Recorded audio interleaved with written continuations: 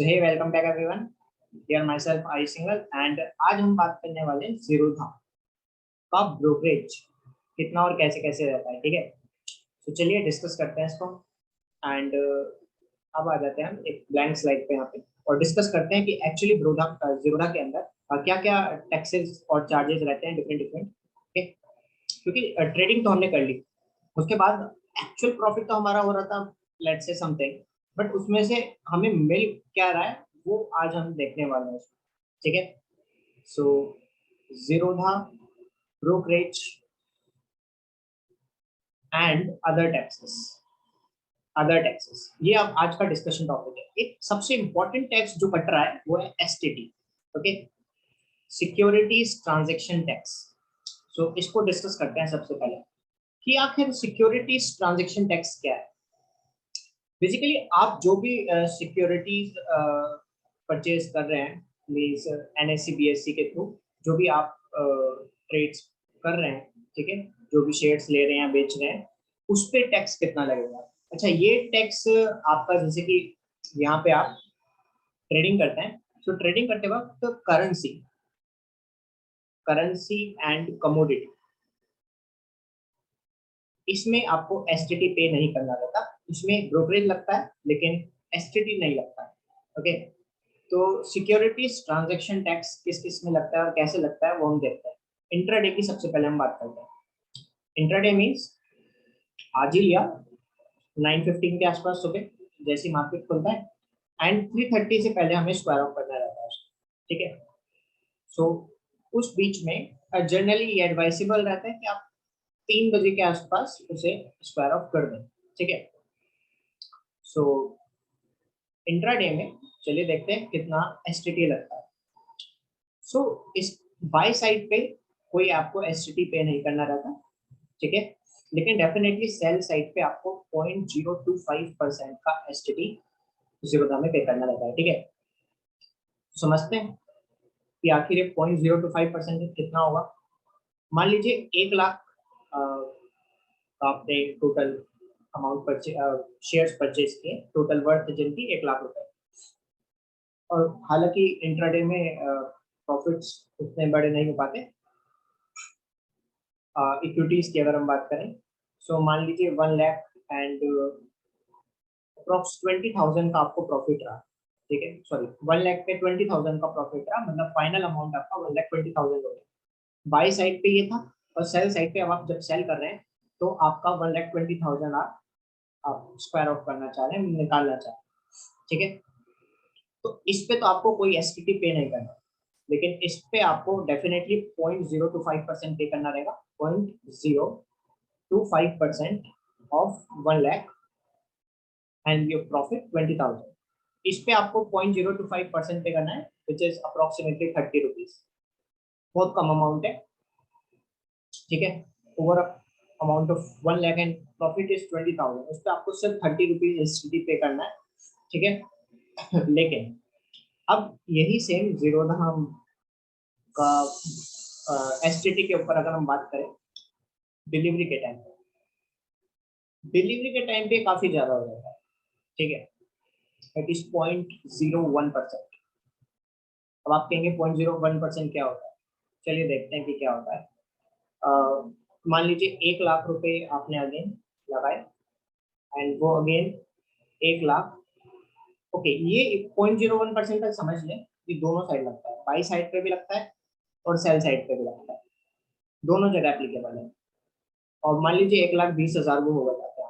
ठीक है, तो बाई साइड करते वक्त भी 0.01% आपको पे करना पड़ेगा, which is 100 rupees something, and sale करते समय भी आपको 0.01% ऑफ 1,20,000 पे करना पड़ेगा, विच इज अप्रोक्सीमेटली 120।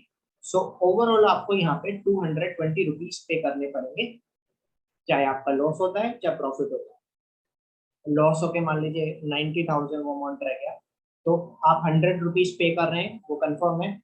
90,000 जो आपका है उस पे भी आपको अगेन 0.01% पे करना रहेगा, 90 रुपीज का अप्रोक्सीमेटली। तो आपका वहां पे भी एसटीटी बनता है। डजेंट मैटर कि आपको प्रॉफिट हो रहा है कि लॉस हो रहा है, ये तो आपको अमाउंट पे ही करना पड़ेगा। ठीक है, ये 100 रुपए पक्का पक्का 1 लाख रुपए पे।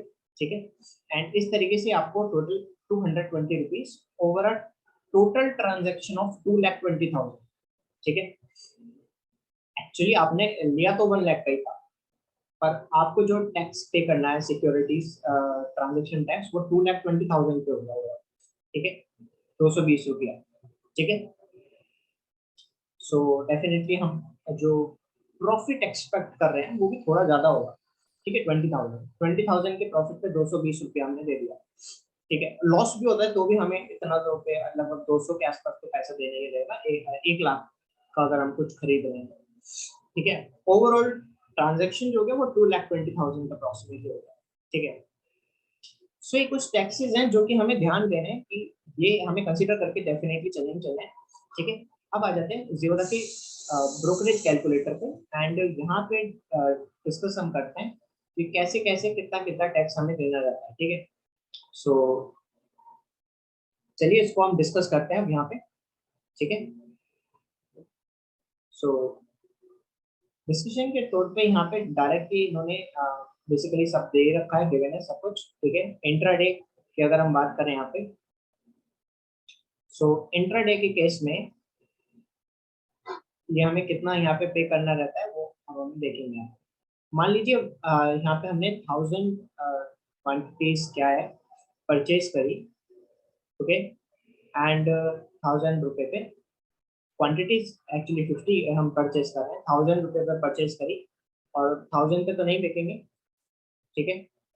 हम इसको बेच रहे हैं, लेट से आप कुछ भी ले लीजिए, 1200 रुपया पे आप बेच रहे हैं, ठीक है।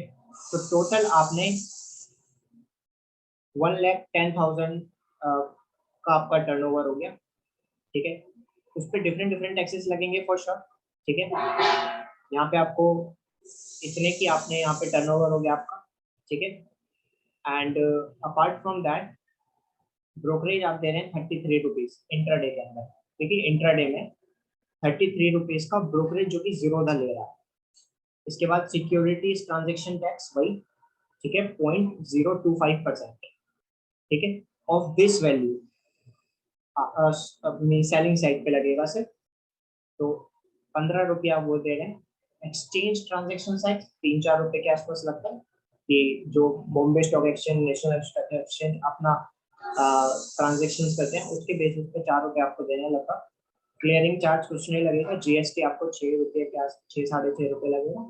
सेबी चार्ज बहुत कम होते हैं, सेबी चार्ज से 0.11 rupees, stamp duty 1.5 rupees. Total tax जो आपको देना है वो 60 रुपीज देना है, and 0.2 break even, and final profit आपका इतना रहने वाला है, ओके। अब एक पॉसिबिलिटी कंसीडर करते हैं, मान लीजिए हमने कुछ नहीं कमाया, ऐसा हमें लगता है। आप जब भी ट्रेडिंग कर रहे हैं इतना ध्यान रखिए, हर बार आपको पेमेंट देनी है, बिजनेस है ये, ठीक है। इसमें पैसा तो देना ही पड़ेगा, ऐसा नहीं हो सकता कि आप जीरो मतलब उसमें निकल जाए कि नो प्रॉफिट नो लॉस, नहीं, आपको कुछ तो उसका वैल्यू पे करना पड़ेगा जो आपने यहाँ पे ट्रेडिंग किया है, ठीक है, बिजनेस किया है। तो यहाँ पे अगर हम गौर से देखें इसको, मान लीजिए 1000 में ही परचेज किया, डर के या फियर के दौरान हम 1000 में ही उसे सेल आउट भी कर देते हैं, और हमें लगता है कि भाई 50 क्वांटिटी 1000 में खरीदी, 1000 में बेच दिया, बच गए चलो, ठीक है। ऐसा रहा, मान लीजिए 1000 रुपये पे वो था, एंड 1000 रुपये से सडनली वो ड्रॉप हुआ और वो 980 पहुंच गया, 50 क्वांटिटीज, ठीक है, 20 रुपया घट गए, 1000 रुपये हमें लॉस में दिख रहा है, ठीक है। फिर वापस वो 980 से 1000 पे आया और हमने तुरंत स्क्वायर ऑफ कर दिया। हमें क्या लगा, हमें बच गए हम, मतलब हमें कोई टैक्स पे नहीं करना पड़ेगा, सॉरी, हमें लगा कि हम नो प्रॉफिट नो लॉस में एग्जिट आउट हो गए। लेकिन लेट्स सी हियर, आपको उसके बाद भी इंट्राडे के अंदर 54 रुपए के आसपास का लॉस हो रहा होगा, 54 रुपीज आपके गए, ठीक है। एंड यही बात हम समझते हैं अब डिलीवरी इक्विटी के अंदर, मीन्स आपने परचेज कर लिया, 2-3 दिन के अंदर आप उसको बेच रहे हैं, ठीक है। 1000 पे परचेज किया और 1000 पे एग्जिट कर दिया, मान लीजिए, अगेन सेम स्टोरी, ठीक है। या आपका बढ़ गया, फिर वापस आप 1000 पे आ गया, आपने एग्जिट आउट कर दिया उसको, 50 क्वांटिटीज आपने ले रखी है एनएससी और बीएससी के अंदर, किसी में भी आप ले सकते हैं। तो अगेन अब देखते हैं, हमें लगा कि हमारा कोई बेसिकली लॉस ही नहीं हुआ, लेकिन आपको एट दी एंड 112 रुपये का लॉस दिख रहा होगा, ठीक है। क्यों? क्योंकि सेबी चार्जेस लगेंगे, जीएसटी लगेगा ही लगेगा, एक्सचेंज ट्रांजेक्शन टैक्स लगने वाला है, एसटीटी 100 रुपीज लग गया, सबसे ज्यादा तो एसटीटी ही लग गया, सिक्योरिटीज ट्रांजेक्शन टैक्स, ठीक है, एंड टोटल टैक्सेस से आपसे आपका 112 रुपए के आसपास रहता है, तो ये आपको ओवरऑल पे करना पड़ेगा, ठीक है। सो डिलीवरी इक्विटीज की ये कहानी है। अब सबसे ज्यादा टैक्सेस जो आपके कटते हैं वो कटते हैं फ्यूचर ऑप्शंस, फ्यूचर्स में एंड ऑप्शंस में, एफएनओ में, ठीक है। तो यहाँ पे ब्रोकरेज ऑल्दो लिमिटेड ही रहता है, ठीक है। मान लीजिए आपने यहाँ पे, अगेन हम 1 लाख की ट्रांजेक्शन पे डिस्कस कर रहे हैं चीजें, ठीक है। तो मैं यहाँ पे इसको 50 बेसिकली 10 कर देता हूँ, ठीक है, और लेट से इसको हम 50 कर देते हैं, ठीक है, और मैं इसको 1000 ही कर देता हूँ, या इसको हम 1200 कर देते हैं।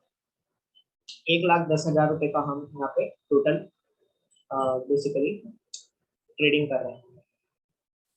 तो यहाँ पे अगर हम बात करें ब्रोकरेज, आपको जीरोधा को 33 रुपीज देना पड़ेगा, एसटीटी 6 रुपीज रहेगा सिर्फ, and exchange tax 2 rupees, GST 6 rupees, सेवी चार्ज 11 पैसा, and total tax is 50 rupees for futures.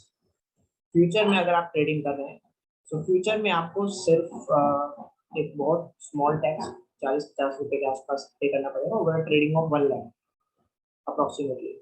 लेकिन अगर आप यहीं पे ऑप्शंस में आ जाते हैं तो ऑप्शंस में काफी अच्छा खासा टैक्स आपको पे करना पड़ जाएगा 1 लाख के ट्रेडिंग में, ठीक है। 1 लाख पे आपने बाय किया, 1,10 मान लीजिए आपने सेल कर दिया, एंड लेट से आपके पास 50 क्वांटिटीज है, ठीक है। ऑप्शंस में भी आप वी आर कंसीडरिंग कि निफ्टी में कर रहे हैं, बैंक निफ्टी में या निफ्टी में क्या फर्क पड़ा है। ओवरऑल आपका इतने का ट्रांजेक्शन हुआ 1 लाख के आसपास का, तो उस पर 40 रुपए का ब्रोकरेज आपको पे ही करना है, ठीक है, जीरोधा को। एसटीटी 28 रुपया लग रही है, 6 से सीधा 28, 7 टाइम्स, 7 गुना यहाँ पे आपको एसटीटी पे करना है।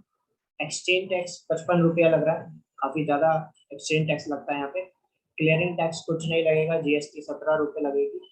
और मान लीजिए अभी आपने क्या है कि ऑप्शन 1000 में खरीदा, 1000 में बेच दिया, 50 क्वांटिटीज आप पे थी, ओवरऑल आपको 136 रुपये का लॉस हो रहा होगा, ठीक है। अगर आप इसे वैसे कंसिडर करते हैं औरों के कंपैरिजन में, तो हाईएस्ट अमाउंट आपको यहीं पे करना पड़ेगा, ठीक है। चलिए देख लेते हैं इसको। मान लीजिए इसको भी हमने 1000 में खरीदा, 1000 में बेच दिया, तो यहाँ पे आप देख सकते हैं क्लियरली 4 डाटा हमें दिख रहे हैं, 54 रुपये, 112 रुपये, 43, 44 रुपये और 136। सेम में खरीदा, सेम में ही बेच दिया, सबसे ज्यादा आपको ऑप्शंस में करना पड़ता है, दैट्स व्हाई ऑप्शन का game of high risk to high reward, ठीक है। रिस्क भी बहुत ज्यादा है, रिवॉर्ड भी बहुत ज्यादा है, एक्चुअली इतना भी ज्यादा नहीं, लेकिन रिस्क काफी ज्यादा है ऑप्शंस में।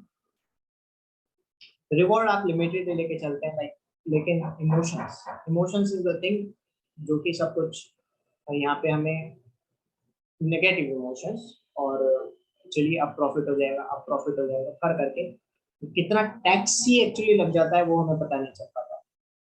सो काइंडली इस सब चीज का ध्यान रखते हुए आप हमेशा ट्रेडिंग करें, ठीक है, कि कितना आपको टैक्स लगने वाला है, कितना टैक्स लग सकता है, आपको ओवरऑल प्रॉफिट क्या हुआ उस पर ध्यान दीजिए। एक एक्सेल शीट बनाइए जहाँ पे ये सब चीज आप मेंशन करें, नोट करें, ठीक है, कि जब मैं ट्रेड कर रहा हूँ, ठीक है, मैंने एक ट्रेड मारा, तो उस ट्रेडिंग के अंदर मैंने एक्स अमाउंट में परचेज किया, एक्स प्लस और माइनस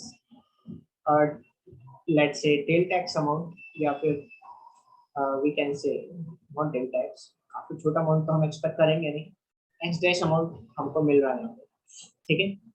तो ये एक्स डैश जो है एक्चुअली ये क्या है, ये हम समटाइम्स ये मान लेते हैं, मान लीजिए 1 लाख पे हमने 1,20,000 रुपये कमाए, क्या ये 20,000 हमारा एक्चुअल प्रॉफिट है? नो, इस 20,000 में से आपको एक्सेस सब्ट्रैक्ट करने, and that's your real profit. Please consider this and while trading, and don't be emotional, okay. Set of rule से ट्रेड कीजिए, ठीक है। आपने अगर क्लियर किया है कि मैं 111 पे खरीद रहा हूँ और 96 मेरा स्टॉप लॉस है, 96 स्टॉप लॉस है, मतलब स्टॉप लॉस है। अगर 111 की चीज 116 आपका टारगेट लेके चल रहे हैं आप, या 118 रुपये आप टारगेट लेके चल रहे हैं, 118 मतलब 118 पे स्क्वायर ऑफ कर देना। मैं 119 पे नहीं लेके जाऊंगा उसको, या 118.5 पे भी मुझे नहीं लेके जाना। 118 मतलब 118 एग्जिट डाउन पे, ठीक है।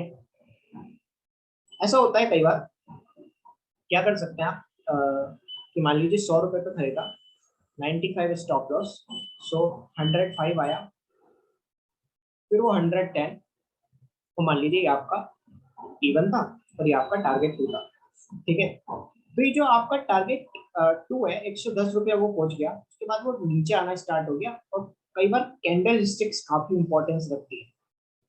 कई पैटर्न्स होते हैं, बुलिश एंगल्फिंग, बेरिश एंगल्फिंग। यहाँ पे आपको बेरिश एंगल्फिंग दिख गया, क्या होता है वो सब हम अगली वीडियो में डिस्कस करेंगे, या आगे की वीडियोस में हम डिस्कस करेंगे डेफिनेटली। पैटर्न्स क्या होते हैं, कैसे काम करते हैं, काफी बेहतरीन तरीके से पैटर्न्स हमेशा काम करते हैं।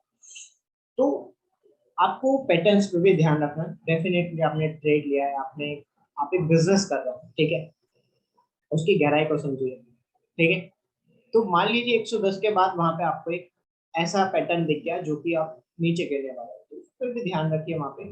और गिर गया, मान लीजिए सडनली गिर गया, तो आप ट्राई कीजिए कि आपका अगला एसएल को हमेशा आप ट्रेल करते चलिए। मान लीजिए अभी आपका 95 एसएल था, अब उसको बढ़ा के आप जैसे वो 105 पहुंच गया, 100 पे लिए, अब आप ब्रेक इवन पे आ गए, मतलब आपको कोई प्रॉफिट कोई लॉस नहीं होगा, एक्सेस थोड़े बहुत लगेंगे वो अलग है। अब आप 105 से ऊपर चले गए, तो 105 अब आपका स्टॉप लॉस हो गया, 110 तक आप से रख सकते हैं। अब 110 के आसपास ही वहीं का कोई ऐसा पैटर्न बन गया, हम T3 तक ले जाने की सोच रहे थे, जैसे मान लीजिए 115 के आसपास, ठीक है। 115 पे हम ले जाने की सोच रहे थे, लेकिन वहां पे एक ऐसा पैटर्न हमें ये दिख गया कि भाई अब नीचे गिरेगा, ठीक है। तो उसे T1 पे, अगर वो T1 तक आप वेट कीजिए, ठीक है, हो सकता है T1 पे आके फिर वापस हमें ऐसा तो दिख जाए कि वापस हमें 115 तक को मिल जाए, ठीक है। तो वहां तक आप वेट कर सकते हैं। ये आपका अगला स्टॉप लॉस होगा। स्टॉप लॉस हमेशा ट्रिल करना इज अ गुड थिंग, ठीक है, क्योंकि आप अल्टीमेटली 5 रुपया तो बना लिए ना, क्यों और गंवाना कि प्रकार में यही आया हम नहीं एग्जिट आउट करेंगे, नहीं। अगर आपको कोई ऐसा पैटर्न दिख गया जिसकी वजह से आपको कंफर्म है कि नीचे जा रहा है, तो फिर आप वेट कीजिए, अब अपने अगले स्टॉप लॉस पर। ये आपका स्टॉप लॉस है। Actually stop loss is just a word, actually भी तो आप प्रॉफिट में ही है ओवरऑल, ठीक है। So that's how trading works. Always remember कि टैक्सेस क्या होते हैं, कैसे लगते हैं, कितने लगते हैं, ये काफी इंपॉर्टेंस रखते हैं, ठीक है। सो इन पे हमेशा ध्यान दीजिए। इस चीज को आप गूगल पे जाइए और सर्च कीजिए zero the brokerage calculator, and आपको सारा क्लैरिटी यहाँ पे आराम से मिल जाएगा कि कितना किस पे टैक्स लगने वाला है, ठीक है। सो हमेशा इस चीज का ध्यान रखिए। और अब हम मिलते हैं अगली वीडियो में एक नए टॉपिक के साथ। तो इसी के साथ जय हिंद, बाय।